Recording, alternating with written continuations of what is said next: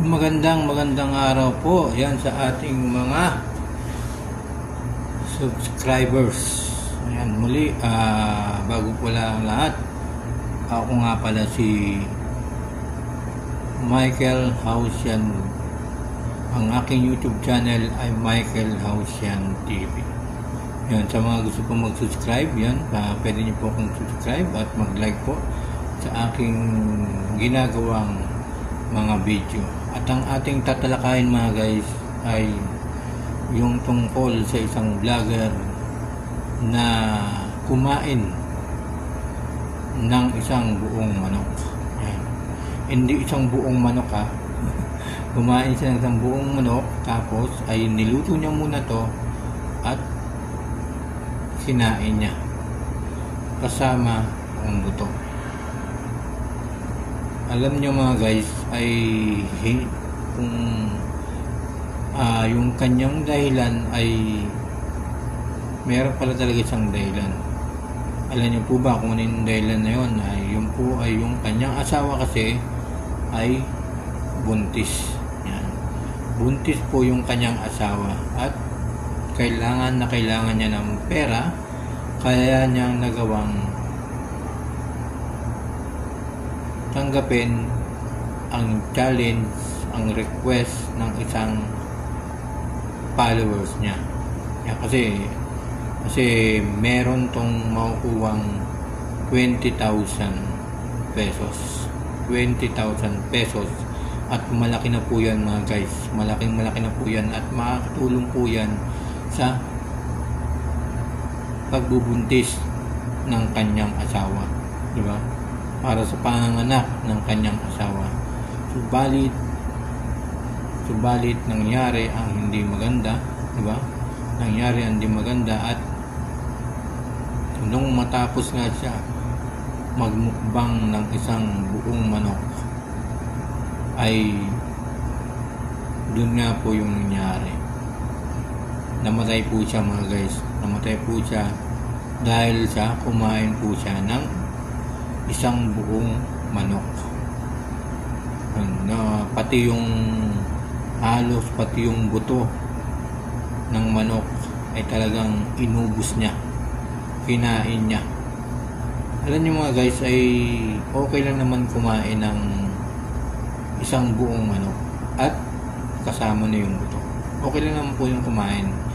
Basta tama yung pagkaluto ng manok. Yung sa kanya parang pinirito lang, parang inihaw lang po yung mga guys. Parang inihaw lang or pinirito. Kasi alam niyo naman yung lechon, chicken, parang ganon, di ba? Inihaw siya. Parang mild cook lang yung ginawa sa manok. Kasi kung talagang yung manok na yon ay niluto ng talagang sulit na luto, halos pati yung buto ay napakalambot, ay pwede po yun kainin. Pwede po yung kainin. Kaya lang yung kinain niyang manok mga guys na isang buo ay hindi po yun lutong-luto. Diba? Hindi po siya lutong-luto. Lutong-luto yung laman, pero yung buto ay hindi po malambot. Mahirap po yung ganun, kakain ka ng buto ng manok at tapos ang lalaki pa ng buto ng manok ay matigas, di ba? Mahirap po yung kainin at talagang delikado pong kainin yun sapagkat ay maaari po yun na mag-block.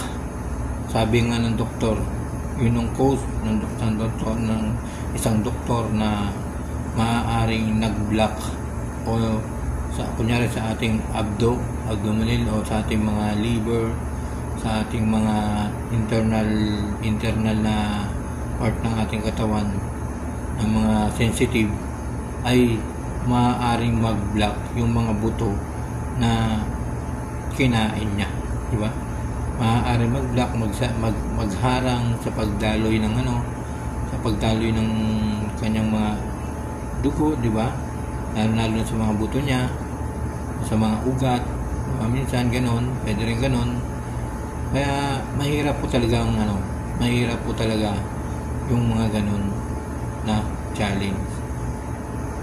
Yung mga challenge naman mga guys, yung mga challenge na yan ay talagang siguro sinubukan niya lang talaga. Siyempre kailangan niya ng pera. Kailangan niya sapagkat manganganak yung kanyang misis, yung kanyang asawa, diba? Pang suporta. Kaya tinanggap niya yung 20,000 na challenge na bayad para kumain ng buong manok. Ewan lang natin kung hindi lang natin alam na kung nabigay ba yung 20,000 sa pamilya na naiwan ng isang sikat na vlogger na yon na kumasa sa challenge na 20,000. Hindi po natin alam kung ano, pero panood ko yung sa KMJS ng binalita ay sabi ng iba ay hindi naman daw binigay yung pera. Hindi tumupad sa usapan, diba? Alam niyo naman mga guys, kung papanoorin niyo yung video ng sikat na vlogger na yon, ay makikita niyo talaga na ano siya, legit talagang habang kumakain siya ng manok, kinakain niya yung manok, ay pinapakita niya na legit yung kanyang pagkain. Talagang kinakain niya yung mga buto, diba? Kinakain niya yung buto. Makikita niyo pa nga guys sa video niya ay talagang parang nahihirapan siya, pero kailangan niyang gawin kasi nga kailangan niya ng pera, di ba? Kailangan niya ng pangsuporta sa kanyang asawa na manganganak. Kaya nga sana mga guys ay maging aral ito sa mga vlogger na tumatanggap ng challenge, kasi marami ng vlogger na sikat na vlogger yung mga tumatanggap ng challenge na namamatay sila, di ba? O kaya nahuhulog sa building. Yung mga ginagawa nila, yan din ang pumapatay sa kanila, di ba? Kaya kailangan sa mga sikat na vlogger na nagcha-challenge, maging aral po ito sa inyong lahat. Sana ay maging aral po yung nangyari sa isang vlogger na namatay nang kumain ng isang buong manok.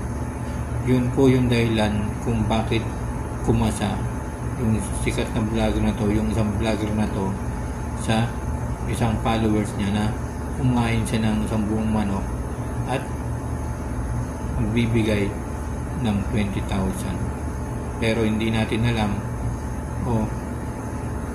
hindi siya nagbigay, hindi niya tinupad yung kanyang sinabi.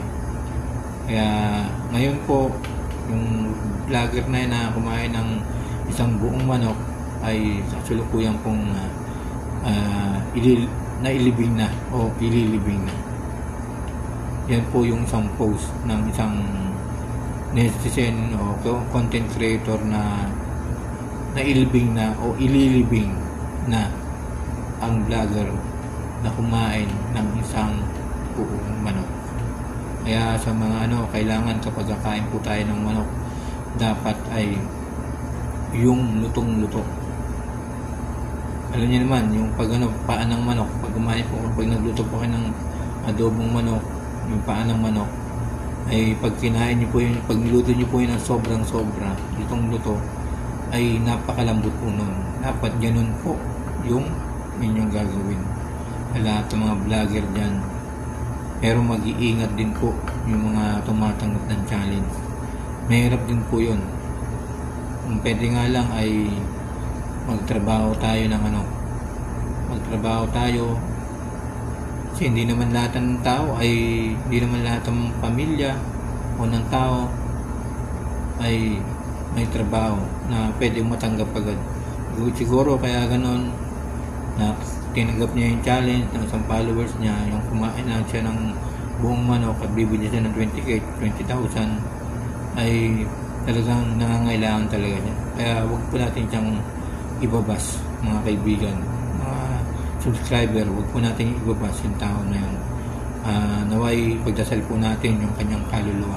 And lang po, maraming salamat po sa inyong lahat. Huwag niyo po sanang kalimutan subscribe yung aking YouTube channel and mag-like at mag-iwan po kayo ng komento. Thank you so much po sa inyong lahat.